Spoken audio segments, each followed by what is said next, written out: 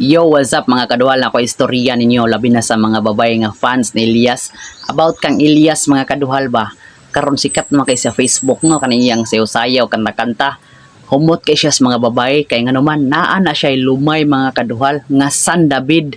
Kanang San David nga lumay mga kaduhal, tinuod na epektibo kayo kay katong lulos akong mama na ato siya lumay nga San David.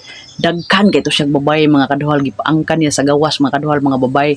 Ug katong akong lulo ko no sa una mga kaduhal, da ako noy manok nga galakaw-lakaw nya naipan, nagkuha siya pan. Ang lumay mga kaduhal, lanam na siya, gibutang sa pan mga kaduhal, gibutangan og lumay ang lana og giitsa sa manok.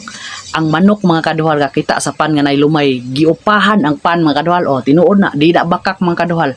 Mao na si Elias nga dumugon gina sa mga babae, tanawan ng babae diya nga ang tubig ni Elias nga gihatag niya sa babae nga giinom ni Elias, di ba isupsop may sa babae. Ing anak ka grabe epektibo kayo ang lumay nga San David mga kaduhal, og di na sempiring yang lumay San David na mga kaduhal, manghumot kay siya sa mga babae og nay musumpa na wala nang iya kasikat, so ayaw la pong sumpa kay iyaham ng talent.